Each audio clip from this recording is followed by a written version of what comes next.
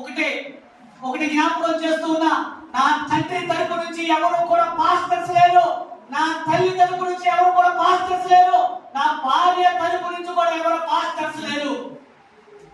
ప్రియులారా, దేవుడు చెప్పినటువంటి వాక్యం ఏంటంటే మత్తయి సువార్త 28:19 11 మంది శిష్యుల్ని గలిలయ కొండ దగ్గరికి రమ్మని ఏం చెప్పాడంటే యేసుక్రీస్తు ప్రభువారు ఆయన మరణించి ఆయన పునరుద్ధానుడిగా లేచిన తరువాత, ఆయన పునరుద్ధానం పొందుకున్న తరువాత 11 మంది శిష్యుల్ని గలిలయ కొండ దగ్గరికి రమ్మని సమస్త జనులను మీరు శిష్యులుగా సిద్ధపరచండి అని చెప్పాడు.